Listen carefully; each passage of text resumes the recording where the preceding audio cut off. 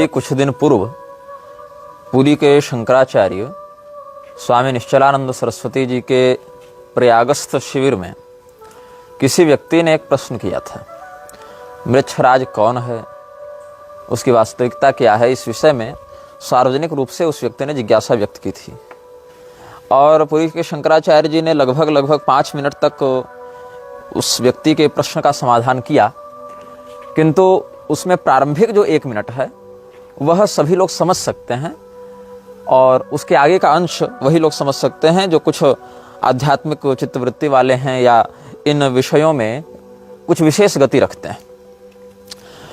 पुरी के शंकराचार्य जी ने मृच्छराज के विषय में यही कहा, भविष्य में होने वाले भीषण नरसंहार के पात्र तैयार करने का माध्यम मृच्छराज है।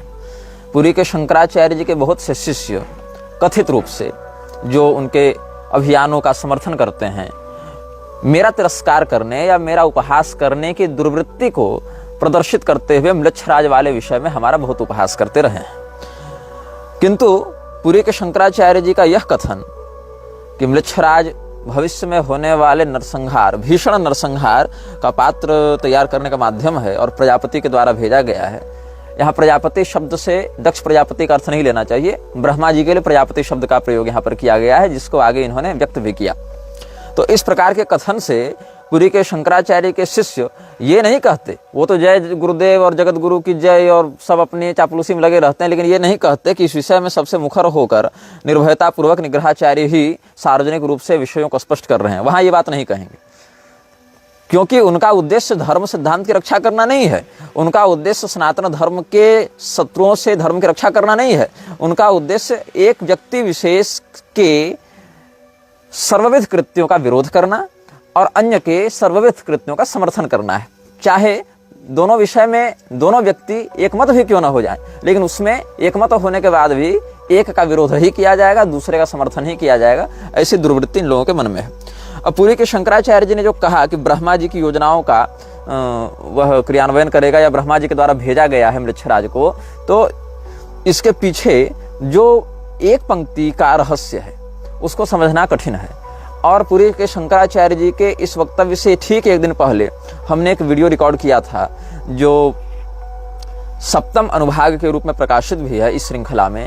उसमें हमने कल की पुराण का आश्रय लेकर आप सबों को बताया था कैसे ब्रह्मा जी के पीठ के माध्यम से अधर्म और मिथ्या की उत्पत्ति हुई और उन्हीं की वंश परंपरा में कलिपुरुष आया और वही कलिपुरुष मृच्छराज की पैशाचिक शक्तियों का अभिवर्धक है, प्रायोजक है, मृच्छराज का स्पॉन्सर है कलिपुरुष। तो पुरी के शंकराचार्य जी की एक पंक्ति ब्रह्मा जी की योजनाओं का क्रियान्वयन करने का माध्यम है मृच्छराज, ये जो कहना चाहते थे वो उसके पीछे जो शास्त्रीय रहस्य है उसको हम अभिव्यक्त कर चुके हैं। फिर पुरी के शंकराचार्य जी ने एक बड़ी सुंदर उक्ति कही कि मृच्छराज भी अच्छे हैं, मतलब ऐसे शब्द नहीं कहा उन्होंने, उसी प्रणाली में आगे कहा कि वो भी अच्छे हैं। अच्छे क्यों है? मनोविज्ञान है। दुर्जन न हो तो सज्जनों की सज्जनता को व्यक्त कौन करेगा, और सज्जन न हो तो दुर्जनों की दुष्टता किन पर व्यक्त होगी, कैसे होगी? तो दुर्जनों की दुर्जनता को व्यक्त करने वाले सज्जन होते हैं और सज्जनों की सज्जनता को व्यक्त करने वाले दुर्जन होते हैं। इसमें उन्होंने कलयुग के तात्कालिक आवेशावतार दुर्योधन का भी उदाहरण दिया और द्वापर युग के आवेशावतार के रूप में दुशासन का उदाहरण दिया। लेकिन यहाँ पर एक शोधन हम करना चाहेंगे। दुशासन जो है वह कलयुग द्वापर युग का आवेशावतार हमारे दृष्टि में नहीं है। आवेशावतार जो द्वापर युग का है वह वस्तुतः शकुनी है। शास्त्रों में शकुनी को आवेशावतार बताया गया है द्वापर युग का, क्योंकि द्यूत क्रीड़ा में उसकी अभिव्यक्ति अधिक हुई थी, और कलयुग को दुर्योधन के रूप में अभिव्यक्त किया गया है। बहुत से लोग बहुत से विषयों में प्रश्न करते रहते हैं हमसे कि यहाँ पर ये होना चाहिए, वो होना चाहिए, क्या ऐसा है, क्या वैसा है। तो ऐसे लोगों को मैं बताऊं कि इस श्रृंखला को हमको सिटकॉम के रूप में, आपको सिचुएशनल कॉमेडी के रूप में प्रस्तुत नहीं कर रहे हैं कि आपका मनोरंजन किया जाए और कहीं से भी कोई भाग 5-10 मिनट देख लीजिए तो समझ जाए, ऐसा नहीं है। आप यदि इस श्रृंखला को देखना चाहते हैं तो प्रारंभ से देखें, पूरा देखें, बिना स्किप किए देखें। इसी से पूर्वापर प्रसंगों को आप समझेंगे और बहुत से ऐसे विषय जो आप अभी पूछ रहे हैं उन विषयों का समाधान हम पहले कर चुके हैं, उनसे भी आप लाभान्वित होंगे। नहीं तो ये श्रृंखला का 100वां अनुभाग भी आएगा तो भी आपके मन की शंकाएं और जिज्ञासाएं नष्ट नहीं हो पाएंगी। अब कुछ लोग जो मेरा विरोध करने के चक्कर में मृच्छराज को काल्पनिक बता रहे थे, वही लोग पुरी शंकराचार्य जी के वक्तव्य पर जय जयकार करते दिख रहे हैं। और जब हमने कहा कि पुरी के शंकराचार्य जी ने भी उसी बात को संकेत में कहा है, तो लोग यह भी मेरा उपहास करने के लिए कह रहे हैं कि पुरी के शंकराचार्य जी ने ही तो कहा था कि निग्रहाचार्य केवल भगवान है, निग्रहाचार्य भगवान ही है, अन्य नहीं। इस प्रकार का वक्तव्य उन्होंने दिया था। देखो, पुरी के शंकराचार्य जी की जो वाणी है वो बहुधा संकेतात्मक होती है, उसका विश्लेषण, उसका व्याख्यान जो है वो नहीं करते हैं। और उनके चेले जो चिराग तले अंधेरा हैं, पुरी के शंकराचार्य जी चिराग और उनके मठ के लोग अंधेरा, तो चिराग तले अंधेरा का जो पर्याय है वही गोवर्धन मठ है। चिराग की रोशनी बाहर तो फैलती है, अपने ही नीचे नहीं फैल पाती है। तो पुरी के शंकराचार्य जी का ज्ञान अभियान तो समाज में आगे बढ़ रहा है, लेकिन उन्हीं के निकटवर्ती लोगों तक नहीं पहुंच पा रहा है अपेक्षित गति से। तो उन्होंने जो यह वक्तव्य दिया था, या ऐसे जो वक्तव्य देते हैं, जैसे 3.5 वर्ष में भारत हिंदू राष्ट्र बन जाएगा, ये सब भी जो बातें हैं, तो अधिक खुलकर विश्लेषण वो नहीं करते। उन्होंने सदैव यह कहा है कि मैंने संकेत कर दिया, मैंने संकेत कर दिया। तो उनके शिष्य स्वयं को उसी प्रज्ञा के स्तर पर स्थित मानने का दंभ करते हैं कि हम तो शंकराचार्य जी के निकटवर्ती हो गए, तो हमारी खोपड़ी बिल्कुल शंकराचार्य जी के लेवल की होगी। तो फिर उनके कहे एक लाइन का हम ऐसा पोस्टमार्टम करेंगे कि पूरी टीका लिख देंगे। और यही टीकाकारों ने पूरी पीठ के अभियानों की धज्जियां उड़ाई हैं। जिन पुरी पीठाधीश्वर के पास अवध ओझा जैसे नास्तिक, मोरारी, रामदेव, मोहन भागवत जैसे धर्मद्रोही घंटों बैठकर चर्चा कर सकते हैं, एकांत में व्यक्तिगत रूप से मिल सकते हैं, तो क्यों? क्योंकि पुरी के परिकर ऐसा करवाते हैं। लेकिन जिन शास्त्रीय विषयों का हम अनुभव रखते हैं, जिस प्रकार की सिद्धांत निष्ठा रखते हैं और समयानुसार पुरी के शंकराचार्य जी के साथ सामाजिक रूप से और सैद्धांतिक रूप से खड़े भी दिखाई देते हैं, ऐसे हम जैसे लोगों को पुरी के परिकर मिलने देना नहीं चाहते हैं। क्यों?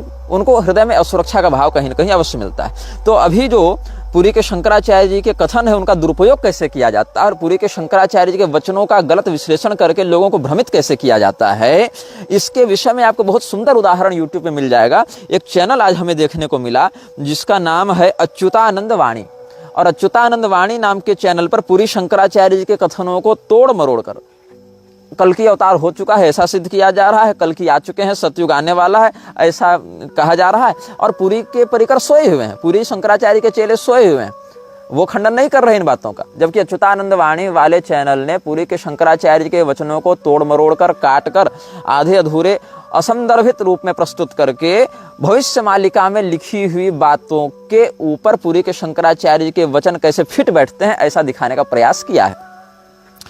अब पुरी के शंकराचार्य जी के कथन जो यह आए थे कि निग्रहाचार्य भगवान है, अन्य नहीं, उसके पीछे लोग यह तर्क दे रहे थे कि निग्रह शक्ति भगवान की है। तो हमने कहा था कि सृष्टि, स्थिति, संहार, अनुग्रह भी तो भगवान की है, तो गुरु जी के रूप में अनुग्रह क्यों करते हैं? आचार्य अम्मा विजानियत इत्यादि।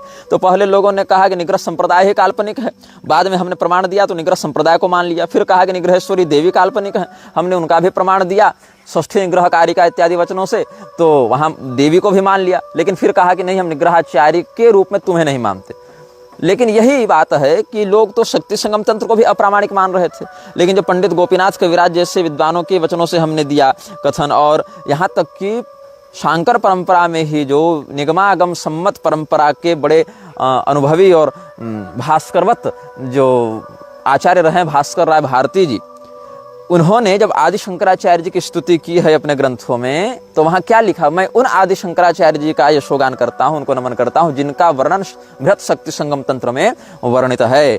तो जिस परंपरा के आचार्य ही जिस ग्रंथ का यशोगान करते रहे हों, और जिस परंपरा के आचार्यगण ही जिस संप्रदाय के पूर्वाचार्यों का अभिवादन और प्रशस्ति निवेदन करते रहे हों, ऐसे लोगों को काल्पनिक बताना, छद्म बताना और पुरी के शंकराचार्य जी के कथनों को तोड़ मरोड़ कर प्रस्तुत करना, यह सिद्ध करता है कि पुरी के शंकराचार्य जी के जो परिकर हैं वो उनकी ही सैद्धांतिक वृत्ति का खंडन करने में लगे रहते हैं, जिससे अंततः म्लेच्छराज के ही बल को प्रश्रय प्राप्त होता है, अभिवर्धन प्राप्त होता है।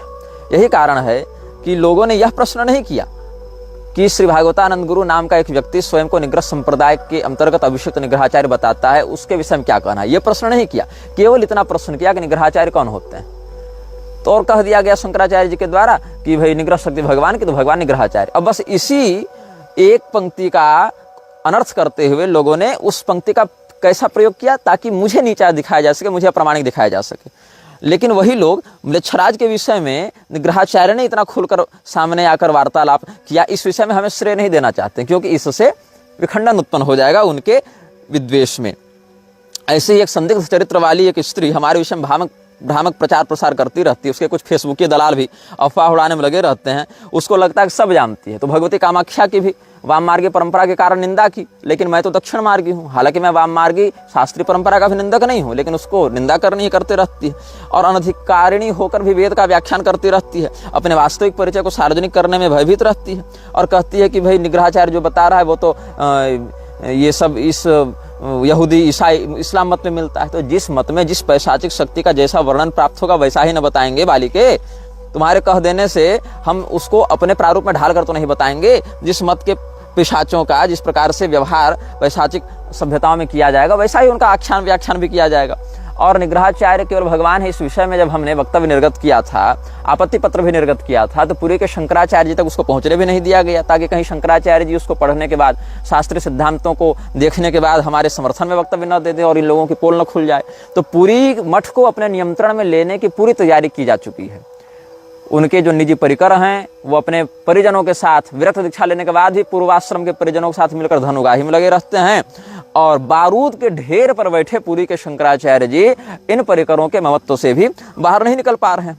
आउट ऑफ कॉन्टेक्स्ट कवरेज देने में पुरी के परिकरों का कोई तोड़ नहीं है। कैसे बागेश्वर धाम के ऊपर हमारी ममता की आंचल है, इस प्रकार से पुरी के शंकराचार्य जी ने जब समर्थन में वक्तव्य दिया था तो पुरी शंकराचार्य के कितने परिकरों ने एक एक पंक्ति पर 10-10 पंक्तियों की टीका लिख दी थी कि पुरी के शंकराचार्य के संकेतों को समझो, उनके अर्थ को समझो, उनके विषय को समझो। उसमें ये कहना चाह रहे हैं बागेश्वर धाम के रूप में क्रांति आने वाली है, बागेश्वर धाम ये कर देंगे वो कर देंगे। यहाँ तक कि केवल मेरा विरोध किया जा सके इसके लिए वर्णाश्रम द्रोही बागेश्वर की प्रशंसा करनी हो, चाहे नकली शंकराचार्य खड़ा करने वाले महर्षियों को गाली देने वाले हरिनारायण का यशोगान करना हो, या यहाँ तक कि शास्त्रों को प्रक्षिप्त बताने वाले गिरधर मिश्र तक का समर्थन करना हो, पुरी के कथित समर्थक हर उस अधर्मी से हाथ मिलाने के लिए तैयार हो गए जिसने कभी न कभी हमारा विरोध किया हो। जबकि सैद्धांतिक रूप से ये लोग कभी पुरी शंकराचार्य के साथ खड़े नहीं दिखेंगे और जो खड़ा दिखेगा उसका ये लोग विरोध करते रहेंगे। तो तात्पर्य क्या है, पुरी के शंकराचार्य जी जब तक जीवित हैं तब तक गोवर्धन मठ के रूप में कुछ स्थित रहेगा, और नहीं तो पुरी के शंकराचार्य जी के परिकर मठ को पूरी तरीके से कब्जे में लेकर पूरी व्यवस्था को रसातल भेजने के लिए पड़े हुए हैं। और यही हाल मैं तुमको बता दूं, निग्रहाचार्य केवल भगवान हैं इस बात को प्रसारित करने वाले परिकर जितना अंधाधुंध मेरा दुष्प्रचार किए हैं, वही लोग ये दुष्प्रचार या सुप्रचार क्यों नहीं कर पा रहे हैं कि पुरी के ही शंकराचार्य जी ने यह भी वक्तव्य दिया था कि 3.5 वर्ष में भारत हिंदू राष्ट्र बन जाएगा, और जब इस माघ महीने में 3.5 वर्ष पूरे हो गए तो कहाँ है हिंदू राष्ट्र। तो यह समझना चाहिए कि आपके आचार्य जो कहते हैं उसके पीछे के कारण निवारण प्रसंग प्रक्रिया उद्देश्य को समझे बिना केवल उछल कूद मचाने से आपके आचार्य के वचनों की प्रामाणिकता खंडित होती है। मुरारी जैसे लोगों का खूब आना जाना जब पुरी के शंकराचार्य के साथ होता है, मुक्तेश्वरानंद सरस्वती जी के साथ भी होता है, तो उनको बिल्कुल सामने लाकर बैठाकर उनको विधिवत सत्कार के साथ भेंट कराई जाती है, बात कराई जाती है, फोटो चित्र वीडियो इत्यादि प्रसारित किए जाते हैं, उनको समाज में एक उपलब्धि के रूप में दिखाया जाता है। लेकिन वहीं पर दोनों ही महानुभावों के जो परिकर हैं वो एक भी सैद्धांतिक विरोध हमारे माध्यम से व्यक्त हो जावे तो हमें बिल्कुल धर्मद्रोही, गुरुद्रोही और आचार्य द्रोही सिद्ध करने में कुछ मतलब परहेज नहीं करते। तो हमारे कथन से जो लोग भड़कते होंगे इस प्रकार की बातों से, वो ये समझें कि जिस व्यक्ति को मृक्षराज के विषय में इतनी गहराई से पता है, पुरी के शंकराचार्य जी को पता है, पहले वो संकेत करते रह चुके हैं, उनके पास बैठकर इन विषयों का संज्ञान प्राप्त करके शोध करके समझाने और समझने की अपेक्षा जो तुम लोग पॉलिटिक्स बाजी और नारेबाजी और बैनरबाजी में लगे हो, इससे धर्म का उद्धार होगा कि मृक्षराज के विषय में और जो हम जैसे लोग अभिज्ञ हैं, विशेषज्ञ हैं, साधनात्मक और सैद्धांतिक रूप से तुम्हारे पक्ष में खड़े दिखते हैं इन मामलों में, उनके साथ हाथ मिलाकर आगे बढ़ने से काम बनेगा। तो जिन लोगों को हमारे कथन से चिढ़ लग रही होगी उनको ये समझना चाहिए कि तुम निष्पक्ष होकर निष्कपट होकर मेरे एक कथन पर विचार करो कि क्या कारण है कि मेरा विरोध करने के समय पुरी के शंकराचार्य के हजारों लोग फेसबुक यूट्यूब पर आ जाते हैं मुझे गाली देने के समय, लेकिन पुरी के ही शंकराचार्य जी कितनी पीड़ा और अंतर व्यथा के साथ ये कथन निर्गत करते हैं कि हमें 10 लोग नहीं मिल रहे हैं, हमारे आस्तिक शिष्यों के बच्चे नास्तिक बनते जा रहे हैं। कितनी पीड़ा से वो इस कथन को व्यक्त करते होंगे, कितनी पीड़ा उनके मन में होगी जिनको अपने सामने 10 योग्य शिष्य नहीं दिख रहे, योग्य शिष्यों के बच्चे आस्तिक के बजाय नास्तिक बनते दिख रहे हैं अपनी ही दूसरी पीढ़ी जाते जाते, लेकिन तुमको निग्रहाचार्य का विरोध करना है। तो म्लेच्छराज के विषय में पुरी के शंकराचार्य जी के कथन की एक पंक्ति तुम्हारी औकात से बाहर जा रही है और तुम केवल बाहरी शब्द को पकड़ लेते हो और कहते हो कि हम ही शंकराचार्य जी के सबसे अधिक विश्लेषक हैं और उनके कथन का सबसे अधिक समीक्षण करने की योग्यता रखते हैं। तो इस प्रकार से तुम्हारे दंभ के कारण पुरी के शंकराचार्य जी के ऐसे कथन जो संकेतात्मक होते हैं, जिनका प्रसंग असंदर्भित हो जाता है, वो विकृति को प्राप्त करके निष्फलवत हो जाते हैं। यही हाल निग्रहाचार्य भगवान है वाले कथन का भी तुम लोगों ने कर दिया। तुम लोगों ने प्रश्न ही गलत किया और उसका प्रचार दूसरी रूप से किया। तुमने ये प्रश्न नहीं किया कि श्री भागवतानंद गुरु नाम का व्यक्ति स्वयं को निग्रहाचार्य बताते हैं, निग्रह सम्मत निग्रह संप्रदाय के आज्ञाधिकारी मंडल के निग्रहाचार्य के रूप में, ये बताना था ना। ऐसा तो बताया नहीं। केवल पूछा निग्रहाचार्य कौन है, तो निग्रहाचार्य की जो आंतरिक तात्विक व्याख्या हो सकती है अक्षराम नाय के अनुरूप, उन्होंने कह दिया कि निग्रह का ये अर्थ, आचार्य का ये अर्थ, निग्रह शक्ति इनकी, आचार्य तो इनका, ऐसे कह दिया। ऐसे कह दिया तो शंकराचार्य भी केवल भगवान है, फिर शंकरोति शंकर ऐसे कह के आचार्य माम विजानीयात, तो कल्याणकर्ता केवल भगवान है और मोक्षयिष्यामि मा शुचः ऐसे कह के शंकराचार्य केवल भगवान। तो ऐसी व्याख्या तो हर संप्रदाय की हो जाएगी, फिर तो असंदर्भित व्याख्या हो जाएगी ना। प्रकरण संदर्भ को स्पष्ट किए बिना वक्तव्य जारी करते हो। तो म्लेच्छराज के विषय में पुरी के शंकराचार्य से प्रश्न करने के बाद भी, उनसे समाधान लेने के बाद भी तुम्हारी खोपड़ी में कुछ धंसने वाला नहीं है। और 3.5 वर्ष हिंदू राष्ट्र वाली जो बात है, अब उस पर पुरी के परिकर अगर प्रश्न कर दिया जाए तो भड़क जाते हैं। जिस 3.5 वर्ष हिंदू राष्ट्र की बात लगाकर इतना अभियान चलाया गया और इतना कुछ महिमा मंडन अनावश्यक रूप से, अतिशयोक्तिक रूप से किया गया, उस अभियान की अब चर्चा भी नहीं करना चाहते लोग। अगर प्रश्न कर दिया जाए तो भड़क जाते हैं और गुरुद्रोही आचार्य द्रोही कहने लगते हैं। तो मतलब इनका ये कहना है कि हम जिस व्यक्ति को सर्वज्ञ सर्वोत्तम और कह दें, उसके क्रियाकलाप गतिविधि परिणाम में कुछ विभेद भी हो जाए तो हमें चुप रह जाना चाहिए, आंखें मूंद कर बातों को मान लेना चाहिए। यही हाल ये लोग म्लेच्छराज के विषय में भी करेंगे। बस केवल हमारा नाम और ब्रांड शंकराचार्य की परंपरा से ये न प्रकार ने जुड़ा रहे और चाहे सिद्धांत की बलि देते रहे हम, इस बात पर ही ये लोग अब निष्ठा रखने लगे हैं। तो 13 परिवारों ने अमेरिका के ऊपर विशेष शासन किया है अभी तक, जिसमें रूजवेल्ट परिवार है, ट्रूमन है, आइजनहावर है, कैनेडी है, जॉनसन है, निक्सन है, फोर्ड है, कार्टर है, रीगन है, क्लिंटन है, बुश है, ओबामा है, बाइडेन है। अभी इसमें प्रवेश हुआ है ट्रंप का। ये ट्रंप जो है वो पहले इन्हीं सब परिवारों के अर्थ को संभालने का, प्रबंध करने का कार्य भी करता था और अपने व्यवसाय को आगे बढ़ाने का कार्य भी करता था। लेकिन इसने सोचा कि अर्थ को प्रबंधित करने से अच्छा है कि स्वयं ही अर्थपति बना जाए, स्वयं ही राष्ट्रपति की रेस में आ गया। और चूंकि धनाढ्य है, अच्छा वक्ता है, प्रेजेंस ऑफ माइंड है, तो इसमें वह सफल भी हुआ। यद्यपि यह बात ध्यातव्य है कि अमेरिका का कोई भी राष्ट्रपति सीधे चुनाव से नहीं बनता है जब तक CIA का उसको स्पष्ट समर्थन और प्रोत्साहन प्राप्त न हो। लेकिन यहाँ पर ट्रंप के माध्यम से एक आपको बात नोट कर लेनी चाहिए, जो कि भविष्य में देखने को मिल भी सकती है ये बात। जैसे हमने कल जापान के प्रधानमंत्री शिंजो आबे का उदाहरण दिया था कि कोरोना के समय WHO के द्वारा निर्गत की गई और वर्ल्ड इकोनॉमिक फोरम के द्वारा निर्गत किए गए मापदंडों को नकार दिया था और उसके 1-2 वर्षों के अंतर्गत ही उसको गोली मारकर अधमरा कर दिया गया, ऐसे रूप में विकृत कर दिया गया कि अब वो राजनीतिक रूप से सक्रिय नहीं हो सकता। अब ट्रंप भी यही करने जा रहा है और इसका दुष्परिणाम भी आगे इसको देखने को मिलेगा।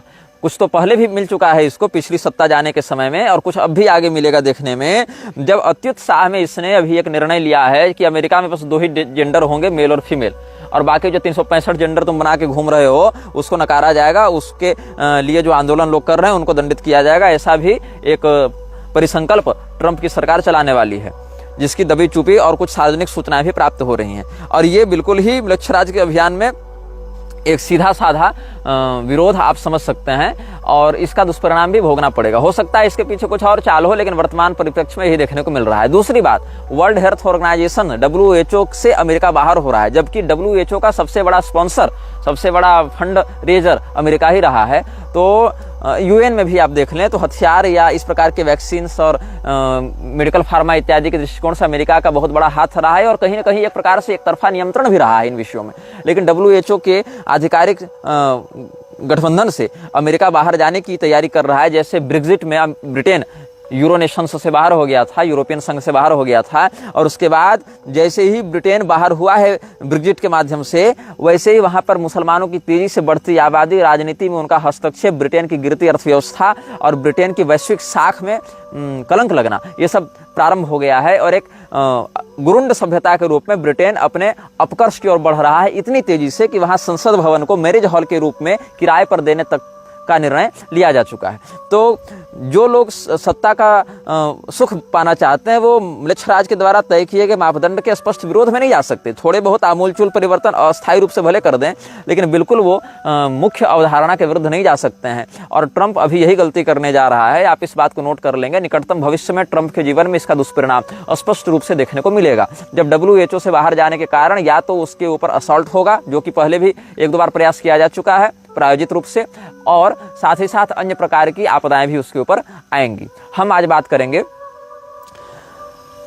म्लेच्छराज की रणनीति के विषय में, वो प्रकार के सैनिकों के विषय में कि कम सेना होने के बाद भी म्लेच्छराज के सैनिक अपने उस समय जब म्लेच्छराज वैश्विक सत्ता में पूर्णतया हावी नहीं हुआ था, उस समय किस प्रकार की नीति का प्रयोग करते हुए ये युद्ध लड़ते थे और कम सेना होने के बाद भी अपने शत्रु पर हावी होते थे। आप एक और लिंक जोड़ सकते हैं, कुछ लोग कमेंट में लिंक जोड़ रहे थे कि पोप ने जिन लोगों के पैर चूमे थे और जिन लोगों के पैर धोए थे, सूडान के जो नेता थे, उनकी संख्या भी 15 थी। ये संयोग हो सकता है, लेकिन लिंक जोड़ने वालों ने एक बात कही थी। अभी मैंने जिन 13 परिवारों का वर्णन किया अमेरिकी राजनीति के परिप्रेक्ष्य में, वो ये 13 परिवार नहीं है जो वैश्विक सत्ता को चला रहे हैं। ये एक लघु वर्णन हमने सामंजस्य के रूप में कर दिया अमेरिका के परिप्रेक्ष्य में। तो अब हम म्लेच्छराज की रणनीति पर, युद्ध नीति पर कुछ विमर्श प्रस्तुत करेंगे। रोनाल्ड डी रॉयटर और फ्रिज स्प्रिंगमेयर, इसने एक पुस्तक लिखी थी, world wide evil and misery, the legacy of the 13 satanic blood lines. जो 13 सैटेनिक ब्लड लाइन्स हैं, उनमें जो 13 परिवार हैं, उनका संकेत पुरी के शंकराचार्य जी कई बार कर चुके हैं। ब्लड लाइन्स ऑफ इल्यूमिनाती, ये भी फ्रिज स्प्रिंगमेयर का एक लेख है। Who are Illuminati and what are the Illuminati 13 blood line families, ये भी एक सिक्सबर्ट सेंगवा का है। और the Illuminati formula used to create an undetectable total mind control slave. और इसी अवधारणा पर आज का कॉर्पोरेट चल रहा है, आज की शिक्षा व्यवस्था चल रही है, आज का उद्योग चल रहा है। अब देखिए, बात ऐसी है कि इल्यूमिनाती एक वास्तविक संगठन है। म्लेच्छराज के अधीन कार्य करने वाले 15 संगठनों में से एक इल्यूमिनाती भी है, लेकिन Illuminati is real but over hyped. उसके विषय में बहुत कुछ बातें सेंसेशन क्रिएट करने के लिए, ट्रेंड बनाने के लिए, पॉपुलर होने के लिए भी कही गई है। ऐसा नहीं कि इस विश्व में जितने भी घटनाएं घटित हो रही हैं, जितने भी षड्यंत्र हो रहे हैं, सब केवल इल्यूमिनाती करवा रहा है।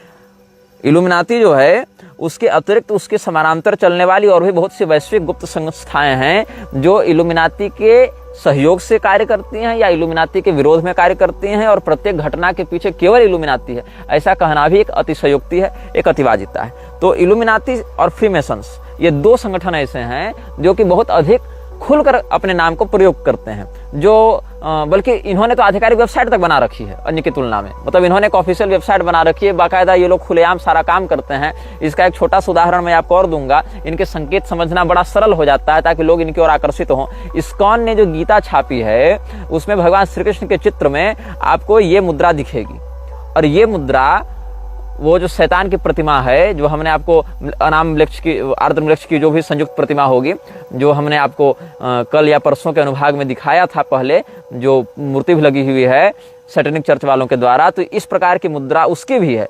और भगवान कृष्ण का जो चित्र इस्कॉन ने छापा है गीता के मुख पृष्ठ पर, वहां भी यही मुद्रा है भगवान कृष्ण के हाथों में। लेकिन ध्यातव्य बात यह है कि दोनों के जो कनेक्शन क्या है, यदि आप इसको समझना चाहते हैं तो आप ऐसे समझें कि फ्री मेसन्स के हॉल में जाकर प्रभुपाद ने बाकायदा वक्तव्य दिया है। प्रभुपाद ऑफिशियली फ्री मेसन्स का मेंबर था, और जो इल्यूमिनाती के बहुत बड़े समर्थक और प्रत्यक्ष प्रोत्साहक रहे हैं, ऐसे फॉर्ड फैमिली का ही बहुत बड़ा काम फंड गिवर के रूप में इस्कॉन की स्थापना में रहा है। अब फ्री मेसन्स कैसे कार्य करते हैं, इसके विषय में जेम्स एंडरसन की लिखी एक पुस्तक है, the constitution of Free Masons, और एच पॉल जेफर्स की भी एक पुस्तक है, Freemasons a history and explanation of world's oldest secret society. तो ये जो मुद्रा है, ऐसे ये मुद्रा प्राण मुद्रा भी कहलाती है। तो कहीं न कहीं प्राण शक्ति पर नियंत्रण करके अपने संक्रमण को लोगों की प्राण तक पहुंचाकर उनको अपने वश में करना भी म्लेच्छराज के संकेतों में से एक संकेत समझा जा सकता है, कि हम समस्त लोगों को अपने वशीभूत करें, उनकी प्राण शक्तियां हमारी हों। जिस प्रकार से पोसेस करके किसी तत्व की ऊर्जा का आस्वादन करता है। जहाँ पर आप चिकित्सा इत्यादि देखेंगे आयुर्वेद में, वहाँ ग्रहोन्माद चिकित्सा, भूतोन्माद चिकित्सा ये सब होती है। तो पिबंति शोणितम तस्य योगिन्यः प्राप्य सादरा, ये सब भी आगम में देखने को मिलता है। जहाँ पर अविधिपूर्वक मंत्र जप करने वाले या अधिक्षित व्यक्ति के प्राण का अवशोषण करके योगिनियाँ, डाकिनियाँ इत्यादि उसका अवशोषण करती हैं, उसके प्राण का भक्षण करती हैं। वैसे ही यह संकेत भी समझा जाना चाहिए कि मृच्छराज अपनी तामसिक शक्तियों का प्रयोग करके लोगों के प्राण का अवशोषण करता है और human sacrifice, foetus sacrifice, child sacrifice, sexual sacrifice, ये सब के माध्यम से लोगों की प्राण शक्ति का भी वह अपहरण करता रहता है। तो जैसे यज्ञ भाग का उपभोग करते थे असुर छीन कर, वैसे ही इन लोगों के हव्य कव्यादि का उपभोग करते थे, पिंड का भाग वहां नहीं पहुंचने देते थे, आज्य भाग नहीं पहुंचने देते थे। वैसे लोगों के प्राण शक्ति का भी ह्रास करके उसकी ऊर्जा को अपने पास खींचने की बात मृच्छराज के नीतियों में देखी जा सकती है। और पहले में भी और आज भी कुछ कुछ ऐसे साधक इस कामाख्या क्षेत्र में हैं, साधिकाएं हैं, जो दूसरे व्यक्ति की युवावस्था को, दूसरे व्यक्ति की प्राण शक्ति का अपहरण कर लेते हैं। जिनमें कुछ तो वहां से बचकर भागे व्यक्ति हमारे संपर्क में भी हैं, तो उसकी युवावस्था का, उसकी प्राण शक्ति का अवशोषण करके स्वयं उसके बल से जीवित रहते हैं, परजीवी हो जाते हैं, पैरासाइट्स हो जाते हैं। उसी प्रकार से ये पैरासाइट बनते हुए लोगों की जो ऊर्जा है उसको अवशोषित करने का कार्य मृच्छराज करता है। और इसी प्रकार का संकेत इस्कॉन के द्वारा छापी गई श्रीमद् भगवद गीता में भगवान श्री कृष्ण के हाथ में भी सिग्नल के रूप में देखा जा सकता है। और प्रभुपाद तो ऑफिशियली फ्रीमेसन्स में आता जाता रहता था, वहां से उसकी साठगांठ बिल्कुल सार्वजनिक विषय है। यहूदियों के साथ आज भी और स्थापना के काल से भी इस्कॉन का बहुत निकट संबंध देखा गया है। इस्कॉन पर हम विशेष करके बाद में आपको सप्रमाण सारी बातें बताएंगे। अभी आप कुछ पुस्तकें तब तक पढ़ सकते हैं, मृच्छों ने ही जो लिखी हैं, लेकिन एक विद्रोहात्मक शैली में लिखी हैं। एंटोनी सी सटन की पुस्तक है secret cult of order, the Freemasons a history of the world's most powerful secret society, ये जैस्पर रिडली ने लिखा था। 101 secrets of the Freemasons, the truth behind world's most mysterious society, ये लिखा था बार्ब कार्ज ने और जॉन के यंग ने। ऐसे ही born in blood, the last secrets, ये जॉन जे रॉबिन्सन ने लिखा था। Black Freemasonry from Prince Hall to giant of jazz, ये सेल रिवेजर ने लिखा था। इस प्रकार से कुछ नाम है। अब हम एक संस्था की बात करेंगे, स्कल एंड बोन्स की। स्कल एंड बोन्स के ऊपर में कॉनरेड बाउर ने एक पुस्तक लिखी थी इसी नाम से, सीक्रेट्स ऑफ टॉम, ये अलेक्जेंडर रॉबिन्स की पुस्तक है। अमेरिका सीक्रेट एस्टेब्लिशमेंट, ये एंटनी सी सटन की पुस्तक है। द फॉल, इस प्रकार से एक रफस स्टीली की पुस्तक है, ये बोहेमन ग्रुप के बारे में बताता है। Bohemian Grove and the other retreats, ये जी विलियम डॉन ऑफ की पुस्तक है, डॉम ऑफ की पुस्तक है। इस प्रकार से और मैक हैसन की भी एक पुस्तक इसी नाम से है। तो world wide evil and misery, ये सब कुछ पुस्तकों के नाम हम लोगों ने सुरक्षित रखे थे, ये सब हम आपको बता रहे हैं। और स्कल एंड बोन्स का जो मुख्यालय है या उसका जो उद्भव स्थान बताया जा सकता है या उसका जो मुख्य कार्यकारी केंद्र बताया जा सकता है वो है येल विश्वविद्यालय। तो येल यूनिवर्सिटी जो है उसका अमेरिका की सत्ता में बहुत बड़ा योगदान रहा है। कैसे रहा है?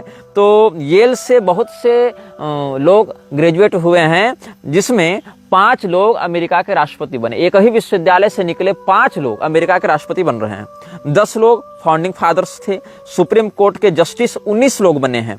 13 लोग आज 31 लोग आज भी बिलियनियर्स हैं, जो अमेरिका की पूरी अर्थव्यवस्था को अपने कंट्रोल में रखते हैं।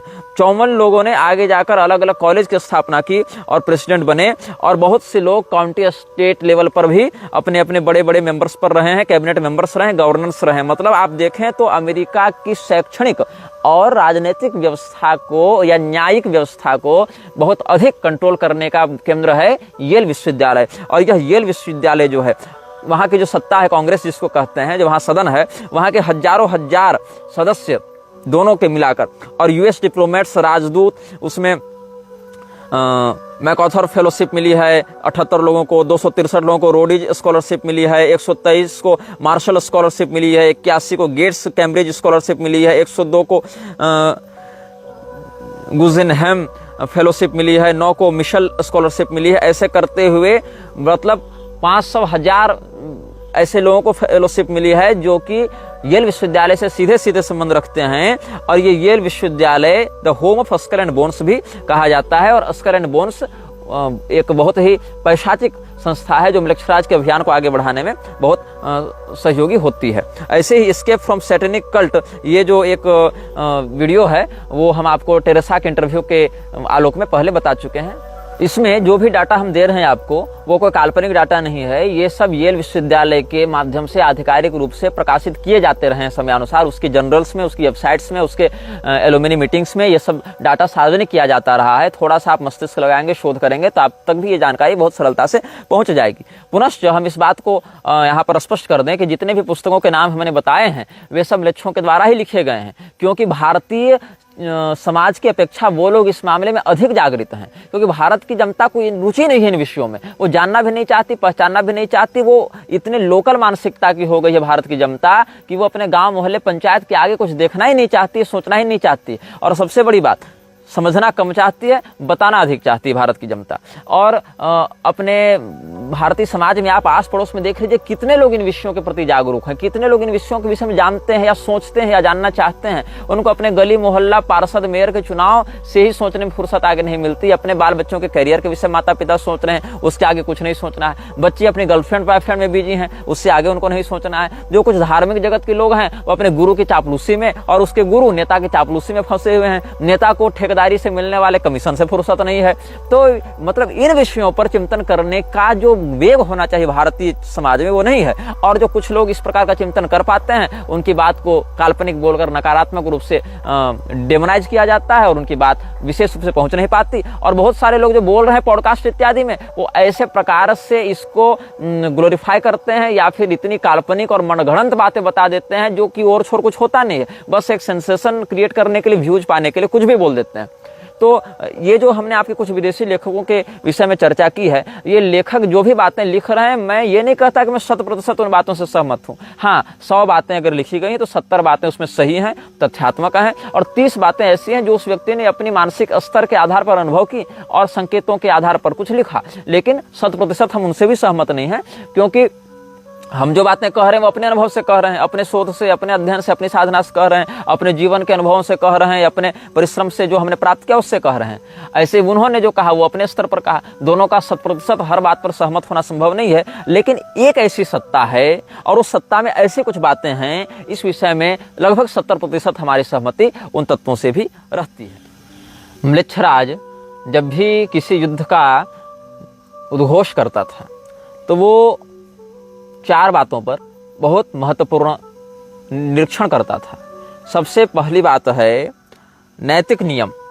हम किसको मारेंगे, कैसे मारेंगे, कब मारेंगे, कब नहीं मारेंगे। नैतिक नियम, उसकी प्रणाली, उसका अनुशासन, ये प्राथमिक विषय होता है जो म्लेच्छराज देखता था या देखता है। दूसरा, पृथ्वी कैसी है, मतलब हवा में तो आप लड़ेंगे नहीं, पानी के अंदर अंडर वाटर तो आप लड़ेंगे नहीं। जिस समय ये अभियान चला था, अभी तो अंडर वाटर सबमरीन्स लड़ रही हैं, लेकिन फिर भी उसको एक ग्राउंड चाहिए, एक बैटल ग्राउंड चाहिए, पानी ही सही, लेकिन एक आधार तो चाहिए ना युद्ध लड़ने के लिए। चाहे आप फाइटर प्लेन से भी लड़ रहे हैं, मेरे कहने का मतलब है निराधार युद्ध होता नहीं है। आप अगर वायुयान से लड़ रहे हैं तो भी आपको वहां की स्थिति देखनी पड़ेगी। अब धुंध छा गई, आपका वायुयान आगे देख ही नहीं पा रहा है, आपका पायलट, या रडार उसके पकड़ नहीं पा रहे हैं, वैसे स्टील्थ टेक्नोलॉजी का प्रयोग किया गया। तो या तो यांत्रिक दृष्टि से या तो मानवीय दृष्टि से आपको अपने युद्धाधार को समझना पड़ेगा कि आप संकरी भूमि में लड़ रहे हैं, वहाँ खाई है, वहाँ नदी है, वहाँ की मिट्टी कैसी है, वहाँ का मौसम कैसा है, ये सब समझना पड़ेगा। फिर क्या है, सेनापति कैसा है, जिसके नेतृत्व में सेना की वह टुकड़ी लड़ रही है, उस व्यक्ति की मानसिक स्थिति क्या है, उस व्यक्ति के विषय में उसकी सेना में बैठे लोग क्या सोचते हैं, उसके वाणी का कितना सम्मान करते हैं और वह व्यक्ति अपने सैनिकों के साथ कैसा व्यवहार करता है। तो पहला है नैतिक नियम और अनुशासन, कोड ऑफ कंडक्ट जिसको आप कह सकते हैं। दूसरा है युद्धाधार का निरीक्षण कि हम किस बेस पर, किस ग्राउंड पर हम लड़ रहे हैं, वहां की बात क्या है। तीसरा है हमारा कमांडर कैसा है, हमारा नेतृत्वकर्ता कैसा है। और चौथा है प्रकृति, जो युद्धाधार है उसके अतिरिक्त वहां पर रसद पानी पहुंचाने की क्या व्यवस्था है, वहां पर संसाधन पहुंचाने की क्या व्यवस्था है, वहां से युद्ध में हारने की स्थिति में भागने की क्या व्यवस्था है, पीछे हटने की क्या व्यवस्था है, आगे बढ़ने में क्या मार्ग है, इससे अधिक महत्वपूर्ण युद्ध में होता है पीछे हटने का क्या मार्ग है। यद्यपि पीछे हटने के मार्ग को बहुत से सेना नायक स्वयं नष्ट कर देते थे ताकि हमारे सैनिकों पर एक दबाव बने और पीछे लौटने का जब विकल्प नहीं रहेगा तो युद्ध करना अंतिम विकल्प होगा। लेकिन सेनापति को हमेशा इस दिमाग को धारण करना चाहिए कि हम सही समय पर पीछे हटें, रिट्रीट करें ताकि दोबारा आक्रमण करने के लिए जीवित बचें। तो इस प्रकार की भी एक नीति का पालन किया जाना चाहिए। तो नैतिक नियम जो हैं वो शासक और जनता के मध्य एक स्वस्थ संबंध स्थापित करने में सहयोगी होते हैं। जो राजा है और जो उसकी सेना है उसके मध्य नैतिक नियम, प्रणाली, अनुशासन ही संबंध को स्थापित करते हैं। जो उसका बैटल ग्राउंड है और बैटल ग्राउंड से जुड़ी जो प्रकृति है वो महत्वपूर्ण संसाधनों को सहयोगी रूप से उपयोग करने में काम आती है। आप ऐसे समझ सकते हैं, बैटल ऑफ रेड क्लिफ, ये एक मूवी आई थी चाइना में, तो बैटल ऑफ रेड क्लिफ आप देखेंगे तो आप ये समझेंगे कि बहुत ऐसे वो सत्य घटना पर आधारित है। बहुत छोटी छोटी बातों का आश्रय लेकर कम सेना से भी बड़े युद्ध को जीता जा सकता है। हवा किधर से चल रही है, बारिश कब होने वाली है, बादलों की क्या स्थिति है, तो ये सब छोटी छोटी बातें हैं। लेकिन वहां के सेना नायक इन बातों को ध्यान में रखकर छोटी सेना के साथ भी बड़े युद्ध में हावी हो जाते थे। ये बैटल ऑफ रेड क्लिफ में आप लोग देख और समझ सकते हैं। वीडियो जल्द ही हटा दिया जा सकता है। कृपया थर्ड पार्टी ऐप्स का उपयोग करके डाउनलोड करें। आप इस वीडियो को अपने चैनल पर फिर से अपलोड भी कर सकते हैं।